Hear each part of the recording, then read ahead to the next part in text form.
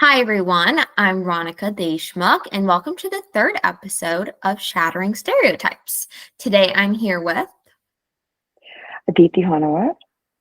Thank you so much for meeting with me today. And I understand that you do a lot of live theater work and all different aspects of it, which is super cool and amazing. So I just wanted to kind of ask you some questions about Of course. how you got started and your experience with the entertainment industry. Okay. So it all started when I was in high school, and I used to be a part of the dramatics club at my school. And but then, as years went by and life happened, it kind of stayed dormant for some time. And then I think in the pandemic, I not pandemic, let's say 10 years ago, before the pandemic, um, I joined an Indian theater company in the Bay Area as a costume designer, and so and I'm still with them. I mean, I've been doing costume design for the past 10 years.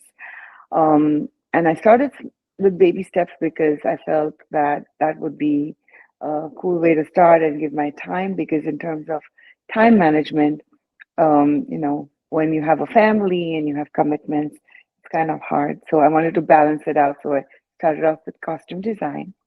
And then after the pandemic, I actually auditioned for a few roles here and there, and I ended up with a couple of acting roles. So I was super stoked with that, and so at least a couple of times a year now, I still act, and my costume design work has been ongoing. I work with two to three different um, Indian theater companies in the Bay Area now. And I've also actually ventured into short film, mini web series, and currently I'm also doing wardrobe for another film production. I love it. That's super awesome. All different aspects. I love it. I love it. And do you feel that your South Asian background has kind of influenced maybe like what you've been a part of and maybe some of your costume designs, like drawing inspo or anything? I would say most definitely because these are Indian theater companies and they do put up plays which are not all of them are South Asian or Indian based, but most of them are because they pick scripts which are based off of Indian writers.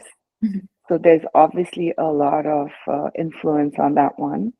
Um, but yeah, and then a lot of them are adapted. So even if they are non-Indian script writers, they adapted to the Indian setting. So I do feel that yes, I do get experience with that. I love it. I love it. And do you do this full time or do you do it part time? It's part-time. I have a different day job. I love it. What is your day job? I'm actually a school teacher. Oh, I love it. Very cool. I'm a middle school teacher, yes. Oh, cool.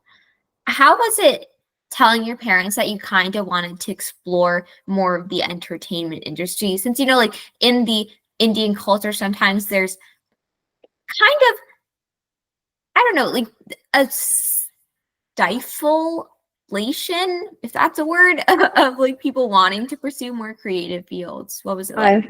I think my career in theater or film started way after I was all grown up and I could make my own decisions. So I don't think my parents played any part in it, or I didn't have to really seek any permission or kind of tell them, hey, you know what, I'm getting into this. I think I had crossed that age where I could check with them on anything. So I think it was just something I discussed with my own family at home. I love it. And do they like come see your plays and watch your films at all? Absolutely, absolutely. That's My awesome. family watches my plays. They come for every production of mine. I love it. Very supportive. And then with shows like Never Have I Ever and Indian Matchmaking kind of capturing mainstream attention, how do you see the representation of South Asians in the media kind of evolving and how do you feel you play a role in that? Okay, So I'll just give you my personal experience. Yeah. Recently, since you've mentioned both those shows, I acted in a theater production in November of 2024, Mhm. and that production was called Indian Matchmaking, and I played the role of Seema Taparia in it. I love it. I love it.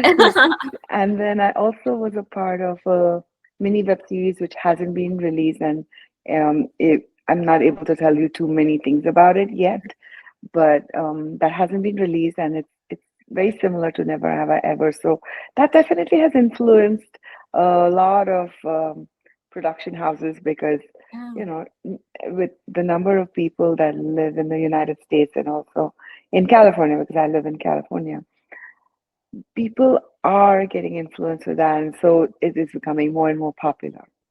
for sure. I think kind of the success of those shows kind of have set some type of precedent for shows in Hmm. the future of kind of that relatable content that's And I have worked also with, um, you know, the lady who plays Party in Never Have I Ever.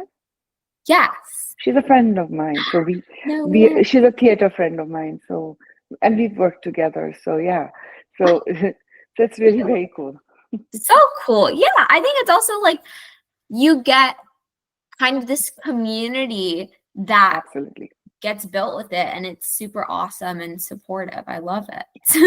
yeah, absolutely. And can you share like a funny or super memorable moment from your career? Memorable. Let me start. I'm trying to remember funny, but memorable was literally in like I said after pandemic, I was acting in a play called Buddha. Mhm. It was based off of the life of Gautama Buddha, spread of Buddhism and stuff.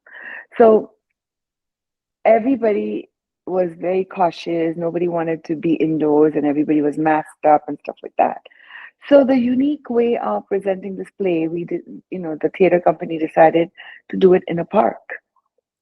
Oh, And we did an outdoor setting, which kind of really worked with the play because, Buddha goes in yeah. under a tree, he meditates, he fasts, right? So I thought that was really memorable because we were all socially distancing ourselves, and yet we could put up a play. So I think that was one of my most memorable plays.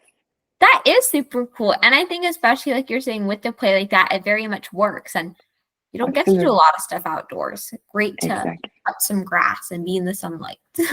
Absolutely. Absolutely. And do you feel like there's any misconceptions or stereotypes about South Asian entertainers that you would like to debunk or wish people knew something differently about? So I haven't worked too much with non-South Asians, so I won't be able to really tell if there is a stereotype or there's something, but I do know that there's a different style, different vibe.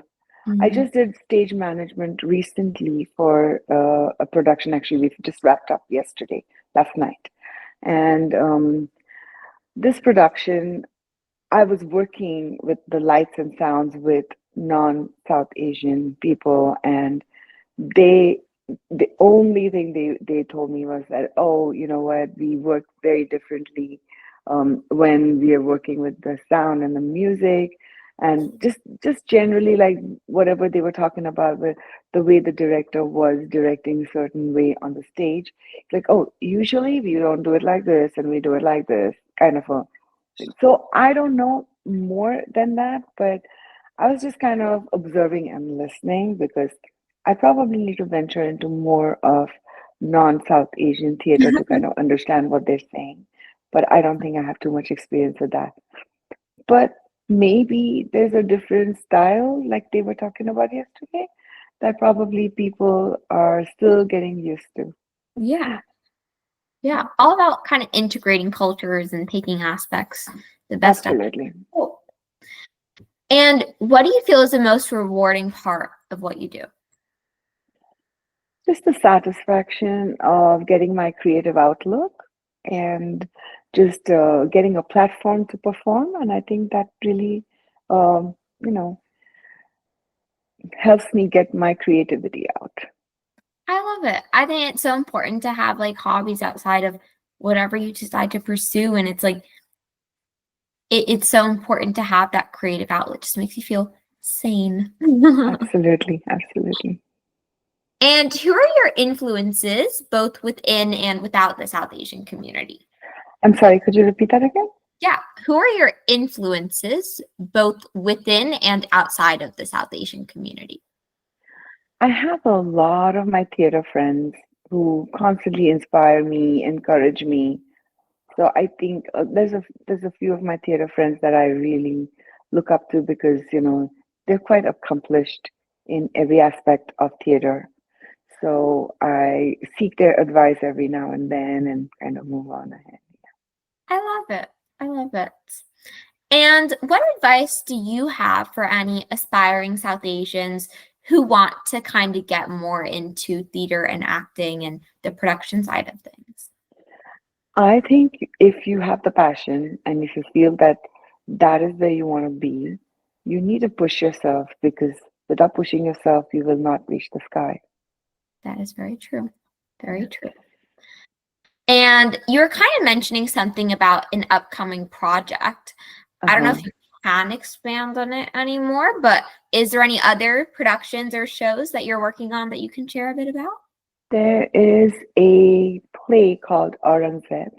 Mhm. If you've heard of this Mughal ruler in India, there's a play about him, and it kind of is goes into like a gets into period costumes, and I'm working on the costumes for that, the wardrobe for that. So right now I'm designing it for them, and that happens in June. And other than that, I'm working on a film production. This film is called Boundaries. Um, it's based on Indian women's cricket, and it's a very fun movie that's coming up. And I've designed the wardrobe for this That is particular super film. cool. I know my dad will definitely want to see Boundaries. He is all about cricket and definitely women's cricket. So, Yeah, so when it releases, I definitely will connect. yes, definitely let me know. What is your favorite or most unique place you've performed? You kind of touched on it earlier, but I did, yeah. I really thought that was a unique one, in the yeah, park. Yeah, very cool. yeah. And I put this in there because I collect earrings. Do you collect anything? Uh, Scarves. Scarves. I love it. I Like love all different scarves. patterns and stuff. Patterns, types. I mean, I use a lot actually because ev most of the time it's cold and I really like to. And then, what, I'm like stuck with sweaters. So I was like, okay, I should have scarves because that kind of also adds a little bit to your wardrobe, right? So yeah, I love I love scarves. it. And what's your favorite song? Song.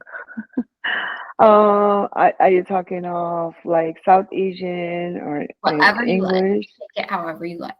Well, I love the 80s, music from the 80s. And so I was always a Madonna fan and George Michael. So yeah, I mean, Very 80s it is, but I try to keep up with current music, but don't ask me. I don't know names of songs. I kind of groove with whatever plays because I'm yeah, quite a music lover. So I love it. And what's anytime. your favorite food or dish?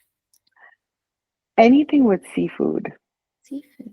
It doesn't matter what preparation, but spicy seafood is really the thing that I always crave for. I love it. And who's your favorite actor or actress? South Asian? Whatever. Either one. Okay, so i- in Hollywood, I would say I really, really like Tom Cruise. Okay. George Clooney is another one Okay. of my favorites, Actors. and Sandra Bullock. Yes, I love it. Yeah, and in Bollywood, I used to be an Amitabh Bachchan fan, Hmm. but